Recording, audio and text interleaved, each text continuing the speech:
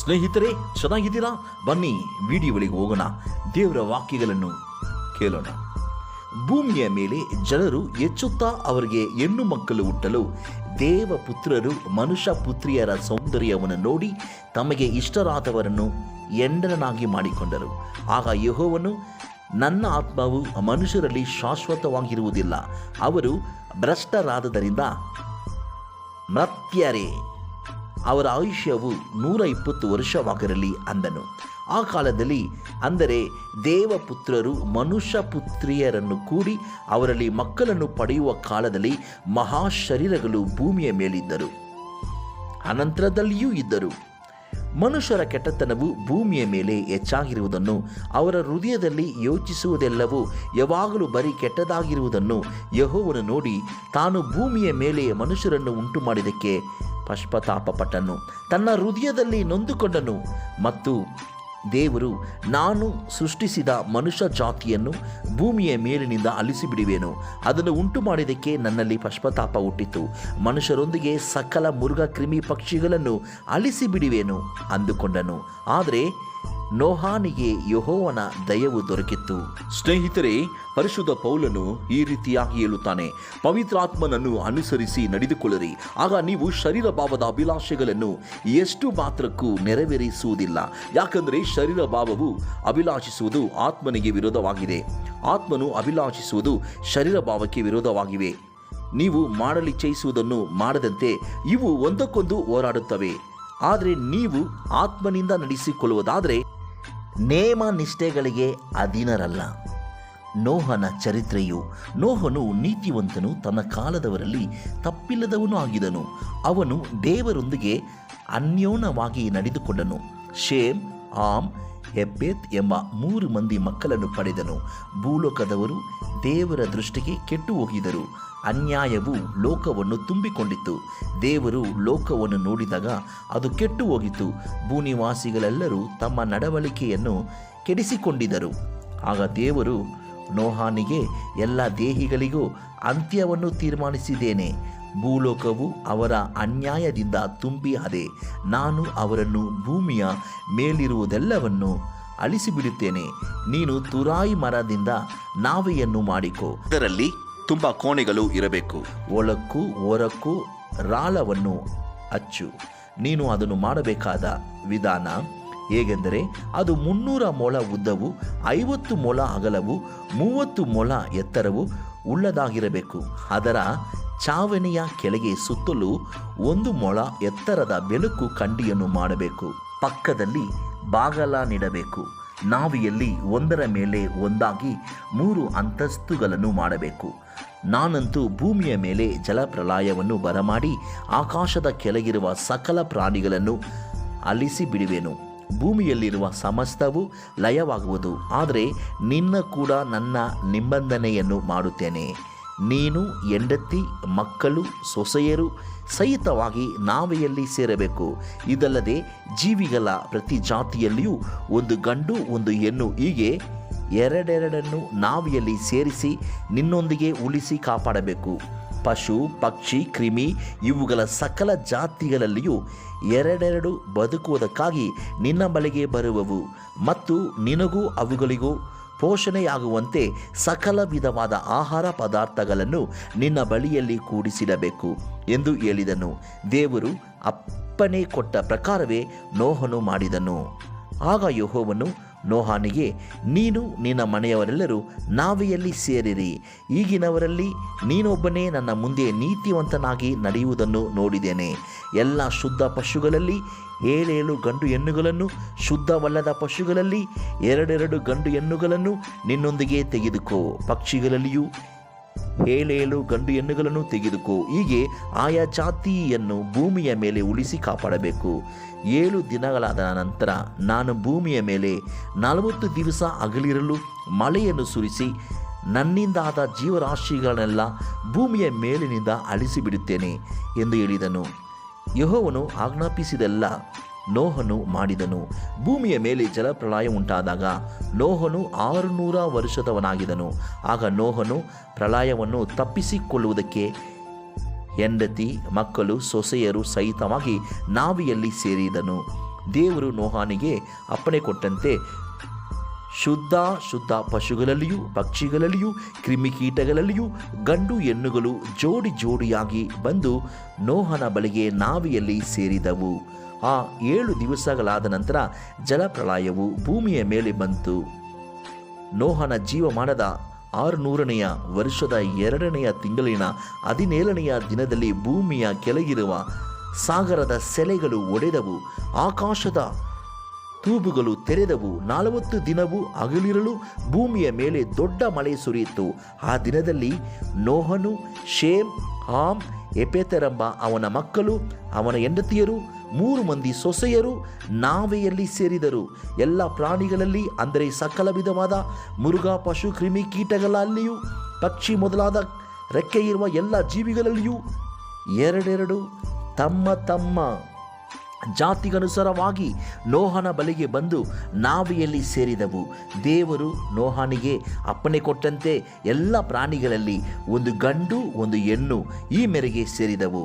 ಯೆಹೋವನು ನೋಹನನ್ನು ಒಳಗಿಟ್ಟು ಮುಚ್ಚಿದನು. ಜಲಪ್ರಳಯವು 40 ದಿನ ಭೂಮಿಯ ಮೇಲೆ ಇದ್ದು ನೀರು ಹೆಚ್ಚುತ್ತಾ ನಾವೆಯನ್ನು ಎತ್ತಲು ಅದು ನೀರಿನ ಮೇಲೆ ತೇಲಾಡಿತು. ನೀರು ಪ್ರಬಲವಾಗಿ ಬಲು ಹೆಚ್ಚಲು ನಾವೆಯೂ ಅದರ ಮೇಲೆ ಚಲಿಸಿತು. ನೀರು ಭೂಮಿಯ ಮೇಲೆ ಅತ್ಯಧಿಕವಾಗಿ ಪ್ರಬಲವಾದುದರಿಂದ ಆಕಾಶಮಂಡಲದ ಕೆಳಗಿರುವ ಎಲ್ಲ ದೊಡ್ಡ ಬೆಟ್ಟಗಳು ಮುಚ್ಚಿ ಹೋದವು. ನೀರು ಆ ಬೆಟ್ಟಗಳಿಗಿಂತಲೂ 15 ಮೊಳ ಹೆಚ್ಚಲು ಅವುಗಳು ಸಂಪೂರ್ಣವಾಗಿ ಮುಚ್ಚಿ ಹೋದುದರಿಂದ ಪಶು, ಪಕ್ಷಿ, ಮೃಗ, ಕ್ರಿಮಿಗಳು, ಮನುಷ್ಯರು ಸಹಿತವಾಗಿ ಭೂಮಿಯ ಮೇಲೆ ಸಂಚರಿಸುವ ಸಕಲ ಪ್ರಾಣಿಗಳು ಲಯವಾದವು. ಮೂಗಿನಿಂದ ಶ್ವಾಸ ಬಿಡುವ ಭೂಜಂತುಗಳೆಲ್ಲ ಸತ್ತವು. ಮನುಷ್ಯರು ಮೊದಲುಗೊಂಡು ಪಶು, ಪಕ್ಷಿ, ಕ್ರಿಮಿಗಳವರೆಗೂ ಭೂಮಿಯ ಮೇಲಿದ್ದದೆಲ್ಲ ನಾಶವಾಯಿತು. ಅವು ಭೂಮಿಯ ಮೇಲಿನಿಂದ ಲಯವಾಗಿ ಹೋದವು. ನೋಹನು ಅವನೊಂದಿಗೆ ನಾವೆಯಲ್ಲಿ ಇದ್ದ ಜೀವಿಗಳು ಮಾತ್ರ ಉಳಿದರು. ಪ್ರಳಯದ ನೀರು ಭೂಮಿಯ ಮೇಲೆ 150 ದಿನ ಪ್ರಬಲವಾಯಿತು. ತರುವಾಯ ದೇವರು ನೋಹನನ್ನು ಅವನ ಸಂಗಡ ನಾವೆಯಲ್ಲಿದ್ದ ಎಲ್ಲ ಮೃಗ ಪಶುಗಳನ್ನು ನೆನಪಿಗೆ ತಂದುಕೊಂಡು ಭೂಲೋಕದ ಮೇಲೆ ಗಾಳಿ ಬೀಸುವಂತೆ ಮಾಡಲಾಗಿ ನೀರು ತಗ್ಗಿತು. ಭೂಮಿಯ ಕೆಳಗಿರುವ ಸಾಗರದ ಸೆಲೆಗಳು, ಆಕಾಶದ ತೂಬುಗಳು ಮುಚ್ಚಿ ಹೋದವು. ಆಕಾಶದಿಂದ ಸುರಿಯುತ್ತಿದ್ದ ಮಳೆ ನಿಂತು ಹೋಯಿತು.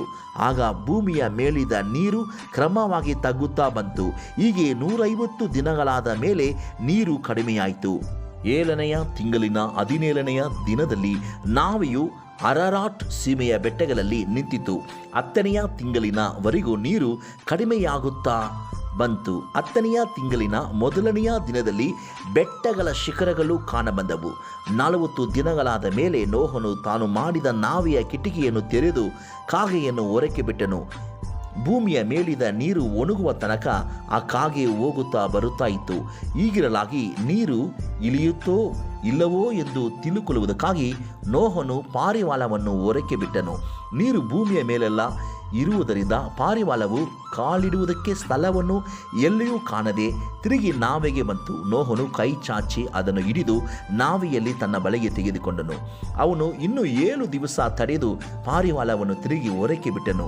ಸಂಜೆಯಲ್ಲಿ ಆ ಪಾರಿವಾಳವು ಅವನ ಬಳಿಗೆ ತಿರುಗಿ ಬರಲು, ಆಹಾ, ಅದರ ಬಾಯಲ್ಲಿ ಎಣ್ಣೆ ಮರದ ಹೊಸ ಚಿಗುರು ಇತ್ತು. ನೋಹನು ಅದನ್ನು ನೋಡಿ ನೀರು ಭೂಮಿಯ ಮೇಲಿನಿಂದ ಹರಿದು ಇಳಿದು ಹೋಯಿತು ಎಂದು ತಿಳುಕೊಂಡನು. 7 ದಿವಸದ ಮೇಲೆ ಪಾರಿವಾಳವನ್ನು ಬಿಡಲು ಅದು ಅವನ ಬಳಿಗೆ ತಿರುಗಿ ಬರಲೇ ಇಲ್ಲ. 601ನೆಯ ವರ್ಷದ 1ನೆಯ ತಿಂಗಳಿನ 1ನೆಯ ದಿನದಲ್ಲಿ ಭೂಮಿಯು ಮೇಲಿದ ನೀರು ಇಳಿದಿತ್ತು. ನೋಹನು ನಾವೆಯ ಗವಸಣಿಗೆಯನ್ನು ತೆಗೆದು ನೋಡಲಾಗಿ, ಆಹಾ, ಭೂಮಿಯು ಆರಿ ಹೋಗಿತ್ತು. 2ನೆಯ ತಿಂಗಳಿನ 27ನೆಯ ದಿನದಲ್ಲಿ ಭೂಮಿಯು ಒಣಗಿತ್ತು. ಆಗ ದೇವರು ನೋಹನಿಗೆ, ನೀನು, ಹೆಂಡತಿ, ಮಕ್ಕಳು, ಸೊಸೆಯರು ಸಹಿತವಾಗಿ ನಾವೆಯನ್ನು ಬಿಟ್ಟು ಹೊರಗೆ ಬಾ. ನಿನ್ನ ಬಳಿಯಲ್ಲಿರುವ ಪಶು, ಪಕ್ಷಿ, ಕ್ರಿಮಿ ಮುಂತಾದ ಎಲ್ಲ ಜೀವಿಗಳು ಹೊರಗೆ ಬರಲಿ. ಅವುಗಳಿಗೆ ಭೂಮಿಯ ಮೇಲೆ ಬಹು ಸಂತಾನವಾಗಲಿ. ಅವು ಅಭಿವೃದ್ಧಿಯಾಗಿ ಹೆಚ್ಚಲಿ ಎಂದು ಆಜ್ಞಾಪಿಸಲು ನೋಹನು, ಹೆಂಡತಿ, ಮಕ್ಕಳು, ಸೊಸೆಯರು ಸಹಿತವಾಗಿ ಹೊರಗೆ ಬಂದನು. ಮೃಗ, ಪಶು, ಪಕ್ಷಿ, ಕ್ರಿಮಿಗಳೆಲ್ಲವೂ ತಮ್ಮ ತಮ್ಮ ಜಾತಿಗನುಸಾರವಾಗಿ ನಾವೆಯಿಂದ ಹೊರಗೆ ಬಂದವು. ಆಗ ನೋಹನು ಯೆಹೋವನಿಗೋಸ್ಕರ ಯಜ್ಞವೇದಿಯನ್ನು ಮಾಡಿ ಅದರ ಮೇಲೆ ಶುದ್ಧವಾದ ಎಲ್ಲ ಪಶು ಪಕ್ಷಿ ಜಾತಿಗಳಲ್ಲಿ ಸರ್ವಾಂಗ ಹೋಮ ಮಾಡಿದನು. ಅದರ ಸುವಾಸನೆಯು ಯೆಹೋವನಿಗೆ ಗಮಗಮಿಸಲು ಅವನು ಹೃದಯದೊಳಗೆ ಮನುಷ್ಯರ ಮನಸಂಕಲ್ಪವು ಚಿಕ್ಕದಿನಿಂದಲೇ ಕೆಟ್ಟದು. ಆದರೂ ನಾನು ಇನ್ನು ಮೇಲೆ ಅವರ ನಿಮಿತ್ತವಾಗಿ ಭೂಮಿಯನ್ನು ಶಪಿಸುವುದಿಲ್ಲ. ನಾನು ಎಲ್ಲ ಜೀವಿಗಳನ್ನು ಈಗ ಸಂಹರಿಸಿದಂತೆ ಇನ್ನು ಮೇಲೆ ಸಂಹರಿಸುವುದಿಲ್ಲ. ಭೂಮಿಯು ಇರುವ ತನಕ ಬಿತ್ತನೆಯು, ಕೊಯ್ಲು, ಚಳಿಯು, ಸೆಕೆಯು, ಬೇಸಿಗೆ ಕಾಲವು, ಹಿಮಕಾಲವು, ಹಗಲು ಇರಲು ಇವುಗಳ ಕ್ರಮ ತಪ್ಪುವುದೇ ಇಲ್ಲ ಅಂದುಕೊಂಡನು. ದೇವರು ನೋಹನನ್ನು ಅವನ ಮಕ್ಕಳನ್ನು ಆಶೀರ್ವದಿಸಿ ಅವರಿಗೆ ಬಹು ಸಂತಾನವುಳ್ಳವರಾಗಿರಿ, ಎಚ್ಚಿರಿ, ಭೂಲೋಕದಲ್ಲೆಲ್ಲ ತುಂಬಿಕೊಳ್ಳಿರಿ. ಭೂಮಿಯ ಮೇಲಿರುವ ಎಲ್ಲ ಮೃಗಗಳು, ಆಕಾಶದ ಎಲ್ಲ ಪಕ್ಷಿಗಳು, ನೆಲದ ಮೇಲೆ ಹರಿದಾಡುವ ಎಲ್ಲ ಕ್ರಿಮಿಗಳು, ಸಮುದ್ರದ ಮೀನುಗಳು ನಿಮಗೆ ಬೆದರಿ ಅಂಜಿಕೊಳ್ಳುವವು. ನಾನು ಅವುಗಳನ್ನೆಲ್ಲ ನಿಮ್ಮ ಸ್ವಾಧೀನಕ್ಕೆ ಕೊಟ್ಟಿದ್ದೇನೆ. ಭೂಮಿಯ ಮೇಲೆ ತಿರುಗುವ ಎಲ್ಲ ಜೀವಜಂತುಗಳು ನಿಮಗೆ ಆಹಾರವಾಗಿರುವವು. ನಾನು ನಿಮ್ಮ ಆಹಾರಕ್ಕೆ ಪೈರುಗಳನ್ನು ಕೊಟ್ಟಂತೆ ಇವುಗಳನ್ನು ಕೊಟ್ಟಿದ್ದೇನೆ. ಆದರೆ ರಕ್ತದಿಂದ ಕೂಡಿರುವ ಮಾಂಸವನ್ನು ನೀವು ತಿನ್ನಬಾರದು. ರಕ್ತವು ಜೀವವಷ್ಟೇ. ಇದಲ್ಲದೆ ನಿಮ್ಮ ರಕ್ತವನ್ನು ಸುರಿಸಿ ಜೀವ ತೆಗೆಯುವವರಿಗೆ ಮೊಯ್ ತೀರಿಸುವೆನು. ಮೃಗವಾಗಿದ್ದರೆ ಅದಕ್ಕೂ ಮನುಷ್ಯನಾಗಿದ್ದರೆ ಹತವಾದವನು ಅವನ ಸಹೋದರನಾಗಿರುವುದರಿಂದ ಅವನಿಗೂ ಮೊಯ್ ತೀರಿಸುವೆನೆಂದು ತಿಳಿದುಕೊಳ್ಳಿರಿ. ನರಹತ್ಯವು ಸಹೋದರ ಹತ್ಯವಲ್ಲವೇ? ದೇವರು ಮನುಷ್ಯರನ್ನು ತನ್ನ ಸ್ವರೂಪದಲ್ಲಿಯೇ ಉಂಟು ಮಾಡಿದವನಾದ್ದರಿಂದ ಯಾರು ಮನುಷ್ಯನ ರಕ್ತವನ್ನು ಸುರಿಸುತ್ತಾರೋ ಅವರ ರಕ್ತವನ್ನು ಮನುಷ್ಯರೇ ಸುರಿಸುವರು. ನೀವು ಅಭಿವೃದ್ಧಿಯಾಗಿ ಎಚ್ಚಿರಿ, ಭೂಮಿಯ ಮೇಲೆ ನಿಮಗೆ ಬಹು ಸಂತಾನವಾಗಲಿ ಎಂದು ಹೇಳಿದನು. ಇದಲ್ಲದೆ ದೇವರು ನೋಹನಿಗೂ ಅವನ ಮಕ್ಕಳಿಗೂ, ಕೇಳಿರಿ, ನಾನು ನಿಮ್ಮನ್ನು, ನಿಮ್ಮ ಸಂತತಿಯವರನ್ನು, ನಿಮ್ಮ ಕೂಡ ನಾವಿಯಿಂದ ಹೊರಟು ಬಂದ ಪಶು ಪಕ್ಷಿ ಮೃಗಾದಿ ಸಕಲ ಭೂಜಂತುಗಳನ್ನು ಕುರಿತು ಸ್ಥಿರ ಪ್ರತಿಜ್ಞೆ ಮಾಡುತ್ತೇನೆ. ಆ ಪ್ರತಿಜ್ಞೆ ಯಾವುದೆಂದರೆ, ಇನ್ನು ಮೇಲೆ ಎಲ್ಲ ಪ್ರಾಣಿಗಳು ಪ್ರಳಯದಿಂದ ನಾಶವಾಗುವುದಿಲ್ಲ. ಇನ್ನು ಮುಂದೆ ಭೂಮಿಯನ್ನು ಹಾಳು ಮಾಡುವ ಪ್ರಳಯವು ಬರುವುದೇ ಇಲ್ಲ ಎಂದು ಹೇಳಿದನು. ದೇವರು ಮತ್ತು ಹೇಳಿದ್ದೇನೆಂದರೆ, ನಾನು ನಿಮ್ಮನ್ನು, ನಿಮ್ಮ ಸಂಗಡ ಇರುವ ಸಮಸ್ತ ಜೀವರಾಶಿಗಳನ್ನು ಕುರಿತು ಎಲ್ಲ ತಲಾಂತರಗಳಲ್ಲಿಯೂ ಮಾಡುವ ಈ ಪ್ರತಿಜ್ಞೆಗೆ ಮೇಘಗಳಲ್ಲಿ ನಾನಿಟ್ಟಿರುವ ಮುಗಿಲು ಬಿಲ್ಲೇ ಗುರುತಾಗಿರುವುದು. ನನಗೂ ಭೂಪ್ರಾಣಿಗಳಿಗೂ ಆದ ಒಡಂಬಡಿಕೆಗೆ ಇದೇ ಗುರುತಾಗಿರಲಿ. ನಾನು ಭೂಲೋಕದ ಮೇಲೆ ಮೇಘಗಳನ್ನು ಕವಿಸುವಾಗ ಆ ಬಿಲ್ಲು ಮೇಘಗಳಲ್ಲಿ ಕಂಡುಬರುವುದು. ಆಗ ನಾನು ನಿಮ್ಮನ್ನು ಎಲ್ಲ ಜೀವರಾಶಿಗಳನ್ನು ಕುರಿತು ಮಾಡಿದ ಪ್ರತಿಜ್ಞೆಯನ್ನು ಜ್ಞಾಪಕ ಮಾಡಿಕೊಳ್ಳುವೆನು. ಇನ್ನು ಮುಂದೆ ನೀರು ಹೆಚ್ಚಿ ಎಲ್ಲ ಭೂಪ್ರಾಣಿಗಳನ್ನು ಹಾಳು ಮಾಡುವ ಪ್ರಳಯವಾಗುವುದಿಲ್ಲ. ಆ ಬಿಲ್ಲು ಮೇಘಗಳಲ್ಲಿ ಕಾಣಿಸುವಾಗ ನಾನು ಅದನ್ನು ನೋಡಿ, ದೇವರಾದ ನನಗೂ ಭೂಮಿಯ ಮೇಲಿರುವ ಎಲ್ಲ ಜೀವಜಂತುಗಳಿಗೂ ಆದ ಶಾಶ್ವತವಾದ ಒಡಂಬಡಿಕೆಯನ್ನು ಜ್ಞಾಪಕ ಮಾಡಿಕೊಳ್ಳುವೆನು ಅಂದನು. ಮತ್ತು ದೇವರು ನೋಹನಿಗೆ, ನನಗೂ ಎಲ್ಲ ಭೂಜೀವಿಗಳಿಗೂ ಆದ ಒಡಂಬಡಿಕೆಗೆ ಇದೇ ಗುರುತು ಎಂದು ಹೇಳಿದನು. ನಾವೆಯಿಂದ ಹೊರಟು ಬಂದ ನೋಹನ ಮಕ್ಕಳು ಶೇಮ್, ಹಾಮ್, ಎಪೆತ್ ಎಂಬವರೇ. ಹಾಮನು ಕಾನಾನನ ತಂದೆಯು. ಈ ಮೂವರು ನೋಹನ ಮಕ್ಕಳು. ಇವರಿಂದಲೇ ಭೂಮಿಯಲ್ಲೆಲ್ಲ ಹರಡಿಕೊಂಡಿರುವ ಜನರು ಉತ್ಪತ್ತಿಯಾದರು. ನೋಹನು ವ್ಯವಸಾಯಗಾರನಾಗಿದ್ದನು. ಅವನೇ ದ್ರಾಕ್ಷೆ ತೋಟವನ್ನು ಪ್ರಾರಂಭಿಸಿದನು. ಸ್ನೇಹಿತರೇ, ಲೋಕದವರೆಲ್ಲರಿಗೂ ಒಂದೇ ಭಾಷೆ ಇತ್ತು. ಭಾಷಾ ಭೇದವೇನೂ ಇರಲಿಲ್ಲ.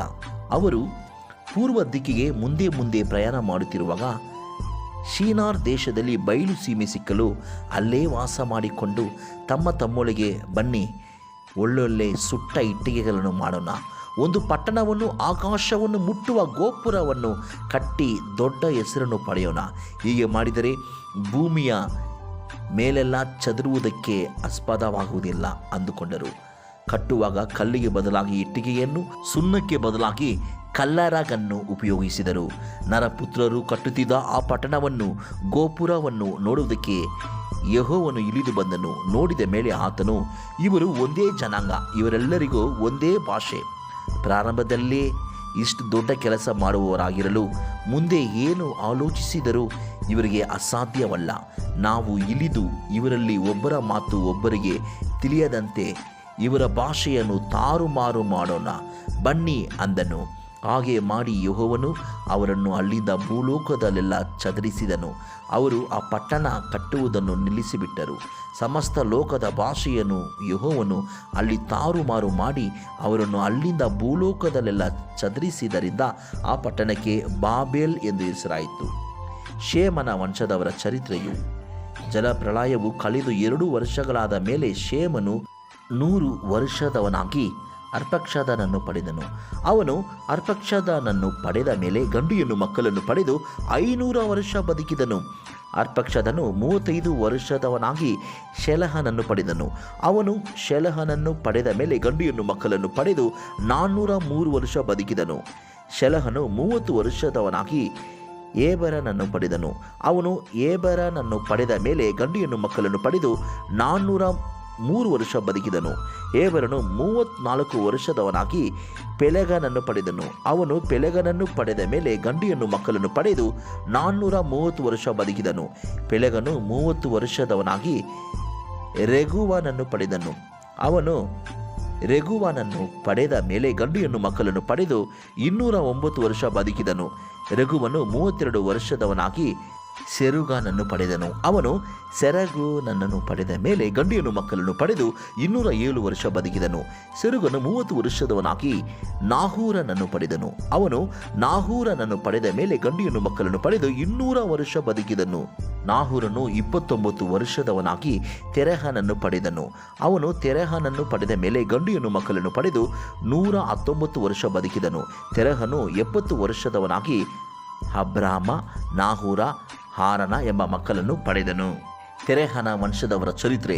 ತೆರಹನು ಅಬ್ರಾಮ, ನಾಹೂರ, ಹಾರಾನರನ್ನು ಪಡೆದನು. ಹಾರಾನನು ಲೋಟನನ್ನು ಪಡೆದನು. ಹಾರಾನನು ತಾನು ಹುಟ್ಟಿದ ದೇಶದೊಳಗೆ ಕಲ್ದಿಯರ ಊರ್ ಎಂಬ ಪಟ್ಟಣದಲ್ಲಿ ತನ್ನ ತಂದೆಯಾದ ತೆರಹನ ಹತ್ತಿರವೇ ಸತ್ತನು. ಅಬ್ರಹಾಮನು ನಾಹೂರನು ಮದುವೆ ಮಾಡಿಕೊಂಡರು. ಅಬ್ರಾಮನ ಹೆಂಡತಿಯ ಹೆಸರು ಸಾರಾಯಲು. ನಾಹೂರನ ಹೆಂಡತಿಯ ಹೆಸರು ಮಿಲ್ಕಾ. ಈಕೆಯು ಹಾರಾನನ ಮಗಳು. ಹಾರಾನನು ಮಿಲ್ಕಿಯಲಿಗೂ ಇಸ್ಕಲಿಗೂ ತಂದೆ.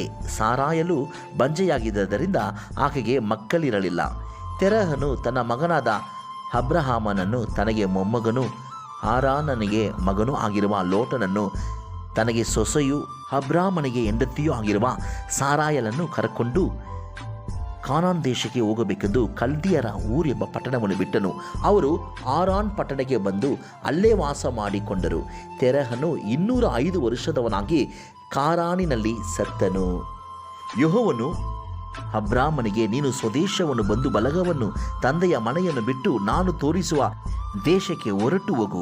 ನಾನು ನಿನ್ನನ್ನು ದೊಡ್ಡ ಜನಾಂಗವಾಗುವಂತೆ ಮಾಡಿ ಆಶೀರ್ವದಿಸಿ ನಿನ್ನ ಹೆಸರನ್ನು ಪ್ರಖ್ಯಾತಿಗೆ ತರುವೆನು. ನೀನು ಆಶೀರ್ವಾದ ನಿಧಿಯಾಗುವಿ. ನಿನ್ನನ್ನು ಅರಸುವವರನ್ನು ಅರಸುವೆನು, ನಿನ್ನನ್ನು ಶಪಿಸುವವರನ್ನು ಶಪಿಸುವೆನು. ನಿನ್ನ ಮೂಲಕ ಭೂಲೋಕದ ಎಲ್ಲ ಕುಲದವರಿಗೂ ಆಶೀರ್ವಾದ ಉಂಟಾಗುವುದು ಎಂದು ಹೇಳಿದನು. ಯೆಹೋವನು ಹೇಳಿದ ಮೇರೆಗೆ ಅಬ್ರಾಮನು ಹೊರಟು ಹೋದನು. ಲೋಟನು ಸಂಗಡ ಹೋದನು. ಅಬ್ರಾಮನು ಕಾರಾನ್ ಪಟ್ಟಣವನ್ನು ಬಿಟ್ಟು ಹೊರಟಾಗ 75 ವರ್ಷದವನಾಗಿದ್ದನು. ಅವನು ತನ್ನ ಹೆಂಡತಿಯಾದ ಸಾರಾಯಲನ್ನು, ತನ್ನ ತಮ್ಮನಾದ ಮಗನಾದ ಲೋಟನನ್ನು, ಲೋಟನು ಕಾರಾನಿನಲ್ಲಿ ಸಂಪಾದಿಸಿದ ಎಲ್ಲ ಸೊತ್ತನ್ನು, ದಾಸಿಯರನ್ನು ತೆಗೆದುಕೊಂಡು ಹೋಗಿ ಕಾನಾನ್ ದೇಶಕ್ಕೆ ಸೇರಿದನು. ಅಬ್ರಾಹಮನು ಆ ದೇಶದಲ್ಲಿ ಸಂಚರಿಸುತ್ತಾ ಶೆಕೆಮ್ ಕ್ಷೇತ್ರದಲ್ಲಿರುವ ಮೋರೆ ಎಂಬ ವೃಕ್ಷದ ಬಳಿಗೆ ಬಂದನು. ಆ ಕಾಲದಲ್ಲಿ ಕಾನಾನ್ಯರು ದೇಶದಲ್ಲಿದ್ದರು. ಅಲ್ಲಿ ಯೆಹೋವನು ಅಬ್ರಾಹಮನಿಗೆ ದರ್ಶನ ಕೊಟ್ಟು, ನಾನು ಈ ದೇಶವನ್ನು ನಿನ್ನ ಸಂತಾನಕ್ಕೆ ಕೊಡುವೆನು ಅಂದನು. ತನಗೆ ದರ್ಶನ ಕೊಟ್ಟ ಯೆಹೋವನಿಗೆ ಅಬ್ರಾಹಮನು ಯಜ್ಞವೇದಿಯನ್ನು ಕಟ್ಟಿಸಿದನು. ಅವನು ಅಲ್ಲಿಂದ ಹೊರಟು ಬೆತೇಲಿಗೆ ಮೂಡಲಲ್ಲಿರುವ ಗುಡ್ಡಕ್ಕೆ ಬಂದು ತನ್ನ ಗೂಡಾರವನ್ನು ಹಾಕಿಸಿ ಇಳುಕೊಂಡನು. ಪಶ್ಚಿಮಕ್ಕೆ ಬೇತೇಲು, ಪೂರ್ವಕ್ಕೆ ಆಯಿ ಎಂಬ ಊರು ಇದ್ದವು. ಅಲ್ಲಿಯೂ ಯೆಹೋವನಿಗೋಸ್ಕರ ಯಜ್ಞವೇದಿಯನ್ನು ಕಟ್ಟಿಸಿ ಆತನ ಹೆಸರನ್ನು ಹೇಳಿಕೊಂಡು ಆರಾಧಿಸಿದನು. ತರುವಾಯ ಅಬ್ರಾಮನು ಅಲ್ಲಿಂದ ಹೊರಟು ಕಾನಾನ್ ದೇಶದ ದಕ್ಷಿಣ ಸೀಮೆಗೆ ಮುಂದೆ ಹೋಗುತ್ತಾ ಇದ್ದನು. ಆ ದೇಶದಲ್ಲಿ ಘೋರ ಕ್ಷಾಮವಿದ್ದರಿಂದ ಅಲ್ಲಿರದೆ ಐಗುಪ್ತ ದೇಶದಲ್ಲಿ ಕೆಲವು ಕಾಲ ಇರಬೇಕೆಂದು ಆ ಬೆಟ್ಟದ ಸೀಮೆಯಿಂದ ಇಳಿದು ಹೋದನು. ಅವನು ಐಗುಪ್ತ ದೇಶದ ಹತ್ತಿರಕ್ಕೆ ಬಂದಾಗ ತನ್ನ ಹೆಂಡತಿಯಾದ ಸಾರಾಯಲಿಗೆ, ಕೇಳು, ನೀನು ಸುಂದರಿ ಎಂದು ನಾನು ಬಲ್ಲೆ. ಐಗುಪ್ತ ದೇಶದವರು ನಿನ್ನನ್ನು ಕಂಡು ಈಕೆಯು ಇವನ ಹೆಂಡತಿ ಎಂದು ನನ್ನನ್ನು ಕೊಂದು ನಿನ್ನನ್ನು ಉಳಿಸಾರು. ಆದ ಕಾರಣ ನೀನು ನನಗೆ ತಂಗಿಯಾಗಬೇಕೆಂದು ಅವರಿಗೆ ಹೇಳು. ಹೀಗೆ ಹೇಳಿದರೆ ನಿನ್ನ ನಿಮಿತ್ತವಾಗಿ ನನಗೆ ಹಿತವಾಗುವುದು. ನಾನು ನಿನ್ನ ದೆಸೆಯಿಂದ ಸಾಯದೆ ಬದುಕುವೆನು ಎಂದು ಹೇಳಿದನು. ಅಬ್ರಾಮನು ಐಗುಪ್ತ ದೇಶಕ್ಕೆ ಬಂದಾಗ ಐಗುಪ್ತ್ಯರು ಅವನ ಸಂಗಡ ಇದ್ದ ಸ್ತ್ರೀಯನ್ನು ನೋಡಿ ಬಹು ಸುಂದರಿ ಎಂದರು. ಫರೋಹನ ಪ್ರಧಾನರು ಆಕೆಯನ್ನು ನೋಡಿ ಬಂದು ಅವನ ಮುಂದೆ ಹೊಗಳಲಾಗಿ ಫರೋಹನು ಆ ಸ್ತ್ರೀಯನ್ನು ಅರಮನೆಗೆ ಕರೆತರಿಸಿ ಆಕೆಯ ನಿಮಿತ್ತ ಅಬ್ರಾಮನಿಗೆ ಉಪಕಾರ ಮಾಡಿದನು. ಆಗ ಅಬ್ರಹಾಮನಿಗೆ ಕುರಿದನಗಳು, ಗಂಡು ಹೆಣ್ಣು ಕತ್ತೆಗಳು, ದಾಸದಾಸಿಯರು, ಒಂಟೆಗಳು ದೊರೆತವು. ಆದರೆ ಯೆಹೋವನು ಫರೋಹನಿಗೂ ಅವನ ಮನೆಯವರಿಗೂ ಅಬ್ರಾಮನ ಹೆಂಡತಿಯಾದ ಸಾರಾಯಳ ನಿಮಿತ್ತ ಬಹಳ ಉಪದ್ರವಗಳನ್ನು ಉಂಟು ಮಾಡಿ ಬಾಧಿಸಿದನು. ಆಗ ಫರೋಹನು ಅಬ್ರಾಮನನ್ನು ಕರೆಯಿಸಿ, ಯಾಕೆ ಹೀಗೆ ಮಾಡಿದೆ? ಹೆಂಡತಿ ಎಂದು ಯಾಕೆ ನನಗೆ ತಿಳಿಸಲಿಲ್ಲ? ತಂಗಿ ಎಂದು ಯಾಕೆ ಹೇಳಿದೆ? ಹೀಗೆ ಹೇಳಿದರಿಂದ ಆಕೆಯನ್ನು ಹೆಂಡತಿಯಾಗಲಿಕ್ಕೆ ತೆಗೆದುಕೊಂಡನಲ್ಲ. ಈಗೋ ನಿನ್ನ ಹೆಂಡತಿ ಕರೆದುಕೊಂಡು ಹೋಗು ಎಂದು ಹೇಳಿ ಅವನ ವಿಷಯವಾಗಿ ತನ್ನ ಸೇವಕರಿಗೆ ಅಪ್ಪಣೆ ಕೊಡಲು ಅವರು ಅಬ್ರಾಮನನ್ನು ಅವನ ಹೆಂಡತಿಯನ್ನು ಅವನಿಗಿದ ಸರ್ವಸ್ವ ಸಹಿತವಾಗಿ ಸಾಗ ಕಳಿಸಿದರು. ಹೀಗೆ ಅಬ್ರಹಾಮನು ತನ್ನದನ್ನೆಲ್ಲ ತೆಗೆದುಕೊಂಡು ಹೆಂಡತಿಯನ್ನು ಲೋಟನನ್ನು ಸಂಗಡ ಕರೆಕೊಂಡು ಐಗುಪ್ತ ದೇಶವನ್ನು ಬಿಟ್ಟು ಕಾನಾನ್ ದೇಶದ ದಕ್ಷಿಣ ಪ್ರಾಂತ್ಯಕ್ಕೆ ಏರಿ ಬಂದನು. ಅಬ್ರಹಾಮನು ಬಹು ಐಶ್ವರ್ಯವಂತನಾಗಿದ್ದನು. ಅವನಿಗೆ ಪಶುಗಳು, ಬೆಳ್ಳಿ, ಬಂಗಾರವೂ ಇದ್ದವು. ಅವನು ದಕ್ಷಿಣ ದೇಶವನ್ನು ಬಿಟ್ಟು ಮುಂದೆ ಪ್ರಯಾಣ ಮಾಡುತ್ತಾ ಬೇತೇಲಿನವರೆಗೆ, ಅಂದರೆ ಬೇತೇಲಿಗೂ ಆಯಿ ಎಂಬ ಊರಿಗೂ ನಡುವೆ ತಾನು ಪೂರ್ವದಲ್ಲಿ ಗೂಡರ ಹಾಕಿಸಿ ಯಜ್ಞವೇದಿಯನ್ನು ಕಟ್ಟಿದ ಕ್ಷೇತ್ರಕ್ಕೆ ತಿರುಗಿ ಬಂದು ಅಲ್ಲಿ ಯೆಹೋವನ ಹೆಸರನ್ನು ಹೇಳಿಕೊಂಡು ಆರಾಧಿಸಿದನು. ಅವನ ಜೊತೆಯಲ್ಲಿದ್ದ ಲೋಟನಿಗೂ ಕುರಿದನಗಳು, ಗೂಡರಗಳಿದ್ದವು. ಆ ಸ್ಥಳವು ಅವರಿಬ್ಬರ ಜೀವನಕ್ಕೆ ಸಾಲದೆ ಹೋಯಿತು. ಅವರಿಬ್ಬರ ಆಸ್ತಿ ಬಹಳವಾದುದರಿಂದ ಒಂದೇ ಸ್ಥಳದಲ್ಲಿ ವಾಸವಾಗಿರುವುದು ಅಸಾಧ್ಯವಾಯಿತು. ಇದರಿಂದ ಅಬ್ರಾಮನ ದನ ಕಾಯುವವರಿಗೂ ಲೋಟನ ದನ ಕಾಯುವವರಿಗೂ ಜಗಳ ಹುಟ್ಟಿತು. ಇದಲ್ಲದೆ ಕಾನಾನ್ಯರು, ಪರಿಜಿಯರು ಆ ಕಾಲದಲ್ಲಿ ದೇಶದೊಳಗೆ ಇದ್ದರು. ಹೀಗಿರಲು ಅಬ್ರಾಮನು ಲೋಟನಿಗೆ, ನನಗೂ ನಿನಗೂ ನನ್ನ ದನ ಕಾಯುವವರಿಗೂ ನಿನ್ನ ದನ ಕಾಯುವವರಿಗೂ ಜಗಳವಿರಬಾರದು. ನಾವು ಸಹೋದರರಲ್ಲವೇ? ದೇಶವೆಲ್ಲ ನಿನ್ನೆದುರಿನಲ್ಲಿ ಇದೆ. ದಯವಿಟ್ಟು ನನ್ನನ್ನು ಬಿಟ್ಟು ಪ್ರತ್ಯೇಕ ಹೋಗು. ನೀನು ಎಡಗಡೆಗೆ ಹೋದರೆ ನಾನು ಬಲಗಡೆಗೆ ಹೋಗುವೆನು, ನೀನು ಬಲಗಡೆಗೆ ಹೋದರೆ ನಾನು ಎಡಗಡೆಗೆ ಹೋಗುವೆನು ಎಂದು ಹೇಳಿದನು. ಲೋಟನು ಕಣ್ಣೆತ್ತಿ ನೋಡಲಾಗಿ ಯೋರ್ದಾನ್ ಹೋಳಿಯ ಸುತ್ತಲಿನ ಪ್ರದೇಶವು ಜೋಗಾರೋರಿನ ತನಕ ಎಲ್ಲ ಕಡೆಯಲ್ಲಿಯೂ ನೀರಾವರಿಯ ಸ್ಥಳವೆಂದು ತಿಳುಕೊಂಡನು. ಯೆಹೋವನು ಸೋದೋಮ್ ಗೋಮರ ಪಟ್ಟಣಗಳನ್ನು ನಾಶ ಮಾಡುವುದಕ್ಕಿಂತ ಮುಂಚೆ ಆ ಸೀಮೆಯು ಯೆಹೋವನ ವನದಂತೆಯೂ ಐಗುಪ್ತ ದೇಶದಂತೆಯೂ ನೀರಾವರಿಯಾಗಿತ್ತು. ಆದುದರಿಂದ ಲೋಟನು ಯೋರ್ದಾನ್ ಹೋಳೆಯ ಸುತ್ತನ ಪ್ರದೇಶವನ್ನು ಆದುಕೊಂಡು ಮೂಡನ ಕಡೆಗೆ ಹೊರಟನು. ಹೀಗೆ ಅವರಿಬ್ಬರು ಪ್ರತ್ಯೇಕವಾದರು. ಅಬ್ರಹಾಮನು ಕಾನಾನ್ ದೇಶದಲ್ಲಿ ವಾಸ ಮಾಡಿದನು. ಲೋಟನು ಯೋರ್ದಾನ್ ಹೋಳೆಯ ಸುತ್ತನ ಊರುಗಳಲ್ಲಿ ಗೂಡರ ಹಾಕಿಸಿ ವಸತಿ ಮಾಡುತ್ತಾ ಸೋದೋಮಿಗೆ ಬಂದನು. ಆದರೆ ಸೋದೋಮ್ ಪಟ್ಟಣದವರು ದುಷ್ಟರು, ಯೆಹೋವನಿಗೆ ಮಹಾಪರಾಧಿಗಳು ಆಗಿದ್ದರು. ಲೋಟನು ಅಬ್ರಾಮನನ್ನು ಬಿಟ್ಟು ಬೇರೆಯಾದ ನಂತರ ಯೆಹೋವನು ಅಬ್ರಾಮನಿಗೆ, ನೀನಿರುವ ಸ್ಥಳದಿಂದ ದಕ್ಷಿಣ, ಉತ್ತರ, ಪೂರ್ವ, ಪಶ್ಚಿಮಗಳಿಗೆ ಕಣ್ಣೆತ್ತಿ ನೋಡು. ನೀನು ನೋಡುವ ಈ ದೇಶವನ್ನೆಲ್ಲ ನಿನಗೂ ನಿನ್ನ ಸಂತತಿಗೂ ಶಾಶ್ವತವಾಗಿ ಕೊಡುವೆನು. ನಿನ್ನ ಸಂತಾನದವರನ್ನು ಭೂಮಿಯ ಧೂಳಿನಷ್ಟು ಅಸಂಖ್ಯವಾಗಿ ಮಾಡುವೆನು. ಭೂಮಿಯಲ್ಲಿ ಇರುವ ಧೂಳನ್ನು ಲೆಕ್ಕ ಮಾಡುವುದಾದರೆ ನಿನ್ನ ಸಂತಾನವನ್ನು ಲೆಕ್ಕಿಸಲಾದಿತ್ತು. ನೀನೆದ್ದು ಈ ದೇಶದ ಎಲ್ಲ ಕಡೆಯಲ್ಲಿಯೂ ತಿರುಗಾಡು, ಇದನ್ನು ನಿನಗೆ ಕೊಡುವೆನು ಎಂದು ಹೇಳಿದನು. ತರುವಾಯ ಅಬ್ರಾಮನು ಅಲ್ಲಿಂದ ಹೊರಟು ಅಲ್ಲಲ್ಲಿ ಗೂಡರ ಹಾಕಿಸಿಕೊಳ್ಳುತ್ತಾ ಹೆಬ್ರೋನಿನಲ್ಲಿರುವ ಮರ್ಮೆ ತೋಪಿಗೆ ಬಂದು ಅಲ್ಲೇ ವಾಸ ಮಾಡಿಕೊಂಡು ಯೆಹೋವನಿಗೆ ಯಜ್ಞವೇದಿಯನ್ನು ಕಟ್ಟಿಸಿದನು.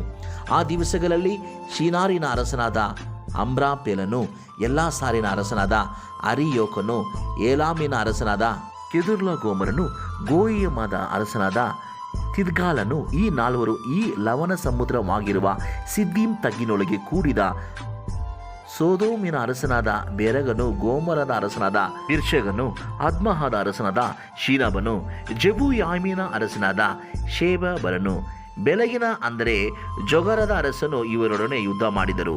ಬೆರಗ ಮೊದಲಾದ ಇವರು 12 ವರ್ಷ ಕೆದುರ್ಲಗೋಮರನಿಗೆ ಅಧೀನರಾಗಿದ್ದರು. 13ನೆಯ ವರ್ಷದಲ್ಲಿ ತಿರುಗಿ ಬಿದ್ದರು. 14ನೆಯ ವರ್ಷದಲ್ಲಿ ಕೆದುರ್ಲಗೋಮರನು ಅವನಿಗೆ ಸೇರಿದ ರಾಜರು ಬಂದು ಅಷ್ಟರೋತ್ ಕರ್ನಾಯಿಮಿನಲ್ಲಿ ರೆಪಾಯರನ್ನು, ಆಮಿನಲ್ಲಿ ಜೂಜ್ಯರನ್ನು, ಶಾವೇಕಿಯಾರ್ತಾಮಿನಲ್ಲಿ ಏಮಿಯರನ್ನು ಸೋಲಿಸಿದರು. ಇದಲ್ಲದೆ ಸೇಯರ್ ಎಂಬ ಬೆಟ್ಟದ ಸೀಮೆಯಲ್ಲಿ ವಾಸವಾಗಿದ್ದ ಓರಿಯರನ್ನು ಅಲ್ಲೇ ಸೋಲಿಸಿ ಮರಳು ಕಾಡಿನ ಹತ್ತಿರವಿರುವ ಏಳ್ಪ ರಾಣಿನವರೆಗೂ ಹಿಂದಟ್ಟಿದ್ದರು. ಆಮೇಲೆ ಅವರು ಹಿಂದಿರುಗಿಕೊಂಡು ಕಾದೇಶ್ ಎನ್ನುವ ಎನೆಮಿಷ್ಪಟ್ಟಿಗೆ ಬಂದು ಅಮೇಲೇಕರ ಸಮಸ್ತ ದೇಶವನ್ನು ಅಚಾಚೂನ್ ತಾಮರಿನಲ್ಲಿ ವಾಸವಾಗಿದ್ದ ಅಮೋರಿಯರನ್ನು ಜಯಿಸಿದರು. ಆಗ ಸೋದಮ್, ಗೋಮರ, ಅದ್ಮಹ, ಚೆಬುಯೀಮ್, ಚೋಗರ ಎಂಬ ಬೆಳಗ್ ಈ ಪಟ್ಟಣಗಳ ರಾಜರು ಹೊರಟು ಅವರಿಗೆ ಎದುರಾಗಿ, ಅಂದರೆ ಏಲಮಿನ ಅರಸನಾದ ಕೆದುರ್ಲಗೋಮೋರ್, ಗೋಯಿಮದ ಅರಸನಾದ ತಿದ್ಗಾಲ, ಶಿನಾರಿನ ಅರಸನಾದ ಅಮ್ರೋಪೇಳ ಎಲ್ಲ ಸಾರಿನ ಅರಸನಾದ ಹರಿಯೋಕ ಇವರಿಗೆ ವಿರೋಧವಾಗಿ ಸಿದ್ದೇಮೆಂಬ ತಗ್ಗು ಮೈದಾನದಲ್ಲಿ ತಮ್ಮ ದಂಡನ್ನು ನಿಲ್ಲಿಸಿದರು. ಹೀಗೆ 4 ಮಂದಿ ರಾಜರು 5 ಮಂದಿ ರಾಜರನ್ನು ಎದುರಿಸಿದರು.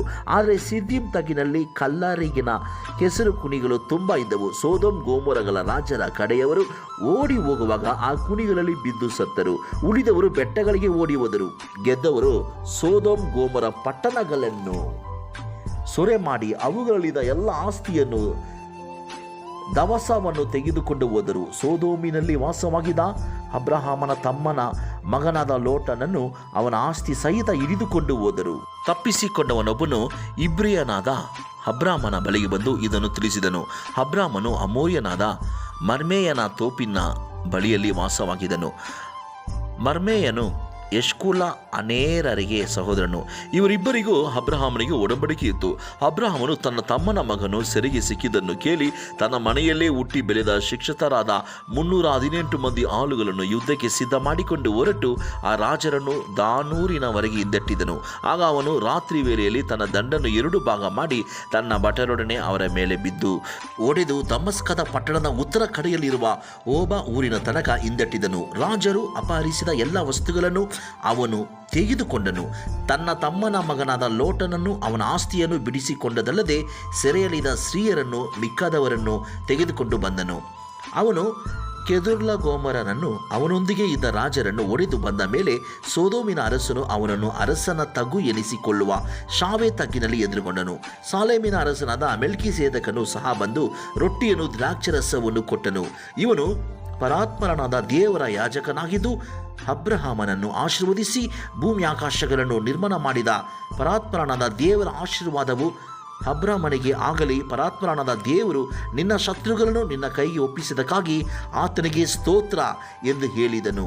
ಅಬ್ರಹಾಮನು ತಾನು ಗೆದ್ದು ತಂದಿದ ಎಲ್ಲ ವಸ್ತುಗಳಲ್ಲಿ 10ನೇ ಒಂದು ಭಾಗವನ್ನು ಅವನಿಗೆ ಕೊಟ್ಟನು. ಸೋದೋಮಿನ ಅರಸನು ಅಬ್ರಹಾಮನಿಗೆ, ನೀನು ಬಿಡಿಸಿದ ಜನರನ್ನು ನನಗೆ ಒಪ್ಪಿಸು, ಆಸ್ತಿಯನ್ನು ನೀನೇ ತಕ್ಕೋ ಎಂದು ಹೇಳಲು ಅಬ್ರಹಾಮನು ಅವನಿಗೆ, ಒಂದು ದಾರವನ್ನಾಗಲಿ ಕೆರದ ಭಾರವನ್ನಾಗಲಿ ನಿನ್ನದರಲ್ಲಿ ಯಾವುದನ್ನು ತೆಗೆದುಕೊಳ್ಳುವುದಿಲ್ಲ ಎಂದು ಭೂಮಿ ಆಕಾಶಗಳನ್ನು ನಿರ್ಮಾಣ ಮಾಡಿದ ಪರಾತ್ಮರ ದೇವರಾಗಿರುವ ಯೆಹೋವನ ಕಡೆಗೆ ಕೈ ಎತ್ತಿ ಪ್ರಮಾಣ ಮಾಡುತ್ತೇನೆ. ಅಬ್ರಹಾಮನು ನನ್ನ ಸೊತ್ತಿನಿಂದಲೇ ಐಶ್ವರ್ಯವಂತನಾದನೆಂದು ಹೇಳಿಕೊಳ್ಳುವುದಕ್ಕೆ ನಿನಗೆ ಆಸ್ಪದವಾಗಬಾರದು. ನನಗೆ ಏನು ಬೇಡ, ಆಳುಗಳು ತಿಂದುದು ಹೊರತು ನನ್ನ ಜೊತೆಯವರಾದ ಅನ್ಯೇರ ಎಷ್ಕೋಲ ಮರ್ಮೇಯರಿಗೆ ಬರತಕ್ಕ ಪಾಲು ಮಾತ್ರ ಇರಲಿ ಎಂದು ಹೇಳಿದನು. ಈ ಸಂಗತಿಗಳು ನಡೆದ ಮೇಲೆ ಅಬ್ರಹಾಮನಿಗೆ ದರ್ಶನದಲ್ಲಿ ಯೆಹೋವನ ವಾಕ್ಯ ಉಂಟಾಯಿತು. ಏನೆಂದರೆ, ಅಬ್ರಹಾಮನೇ, ಭಯಪಡಬೇಡ, ನಾನು ನಿನಗೆ ಗುರುಣಿಯಾಗಿದ್ದೇನೆ, ನಿನಗೋಸ್ಕರ ಅತ್ಯಧಿಕ ಬಹುಮಾನವು ಇಟ್ಟಿದೆ ಎಂಬುದೇ. ಅದಕ್ಕೆ ಅಬ್ರಹಾಮನು, ಕರ್ತನಾದ ಯೆಹೋವನೇ, ನನಗೆ ಏನು ಕೊಟ್ಟಿರೇನು?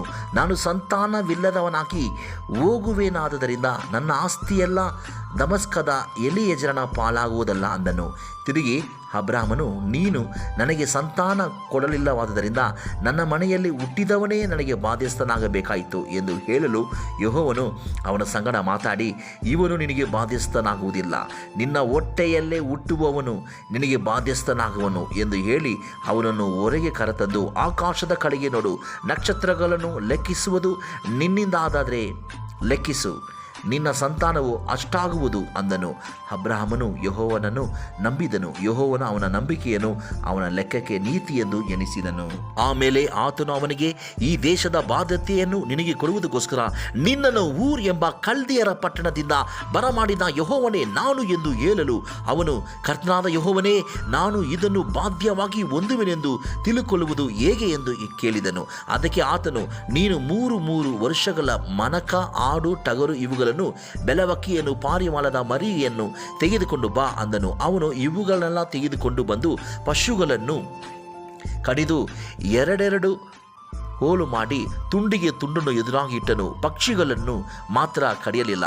ಆ ಶವಗಳ ಮೇಲೆ ಹದ್ದುಗಳು, ಎರೆಗಳು.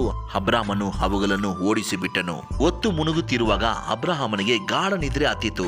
ಕಾರ್ಗತ್ತಲು ಅವನ ಮೇಲೆ ಕವಿಯಿತು. ಅವನು ಭಯಭ್ರಾಂತನಾದನು. ಆಗ ಯೆಹೋವನು ಅವನಿಗೆ, ನೀನು ಚೆನ್ನಾಗಿ ತಿಳಿಯತಕ್ಕದೇನೆಂದರೆ, ನಿನ್ನ ಸಂತತಿಯವರು ಅನ್ಯ ದೇಶದಲ್ಲಿ ಕೆಲವು ಕಾಲ ವಾಸವಾಗಿದ್ದು ಆ ದೇಶದವರಿಗೆ ದಾಸರಾಗುವರು. 400 ವರ್ಷ ಆ ದೇಶದವರಿಂದ ಬಾಧೆ ಪಡುವರು. ಅವರಿಂದ ಬಿಟ್ಟಿ ಕೆಲಸ ಮಾಡಿಸಿಕೊಂಡ ಜನಾಂಗವನ್ನು ನಾನು ಶಿಕ್ಷಿಸಿದ ನಂತರ ಅವರು ಬಹಳ ಆಸ್ತಿವಂತರಾಗಿ ಆ ದೇಶದಿಂದ ಬಿಡುಗಡೆಯಾಗಿ ಬರುವರು. ನೀನಂತೂ ಸಮಾಧಾನದೊಡನೆ ಪಿತೃಗಳ ಬಳಿಗೆ ಸೇರುವಿ, ತುಂಬ ವೃದ್ಧನಾಗಿ ಉತ್ತರ ಕ್ರಿಯೆಯನ್ನು ಹೊಂದುವಿ. ನಿನ್ನ ಸಂತತಿಯವರು 4ನೆಯ ತಲಾಂತರದಲ್ಲಿ ಇಲ್ಲಿಗೆ ತಿರುಗಿ ಬರುವರು. ಅಮೋರಿಯರ ಅಪರಾಧವು ಇನ್ನೂ ಪೂರ್ಣ ಸ್ಥಿತಿಗೆ ಬರಲಿಲ್ಲ ಎಂದು ಹೇಳಿದನು. ಒತ್ತು ಮುಳುಗಿ ಕಾರ್ಗತ್ತಲಾದಾಗ ಈಗೋ ಹೊಗೆ ಹಾಯುವ ಒಳೆಯು ಉರಿಯುವ ದಿವಿಟಿಗೆಯೂ ಕಾಣಿಸಿ ಆ ತುಂಡುಗಳ ನಡುವೆ ಹೋದವು. ಆ ದಿನದಲ್ಲಿ ಯೆಹೋವನು ಅಬ್ರಾಮನ ಸಂಗಡ ಒಡಂಬಡಿಕೆ ಮಾಡಿಕೊಂಡು, ಐಗುಪ್ತ ದೇಶದ ನದಿಯಿಂದ ಯೂಫ್ರಟೀಸ್ ಮಹಾನದಿಯವರೆಗೂ ಈ ದೇಶವನ್ನೆಲ್ಲ ನಿನ್ನ ಸಂತತಿಯವರಿಗೆ ಕೊಟ್ಟಿದ್ದೇನೆ ಅಂದನು. ಅಂದರೆ ಕೇನಿಯರು, ಕೆನೆಜಿಯರು, ಕದ್ಮೋನಿಯರು, ಹಿತ್ತಿಯರು, ಪರಜಿಯರು, ರೆಪಾಯರು, ಅಮೋರಿಯರು, ಕಾನಾನಿಯರು, ಗಿರ್ಗಾಷಿಯರು, ಯಬೂಸಿಯರು ವಾಸವಾಗಿರುವ ದೇಶವನ್ನು ಕೊಡುವೆನೆಂದು ವಾಗ್ದಾನ ಮಾಡಿದನು. ಆಮೆನ್. ಸ್ನೇಹಿತರೆ, ಈ ರೀತಿಯಾಗಿ ದೇವರು ಅಬ್ರಹಾಮನ ಜೊತೆಯಲ್ಲಿ ಮಾತಾಡಿ ವಾಗ್ದಾನವನ್ನು ಕೊಟ್ಟಿದ್ದಾನೆ. ಕರ್ತನ ಆಶೀರ್ವಾದ ನಿಮ್ಮ ಮೇಲೆ ಇರಲಿ. ಆಮೆನ್.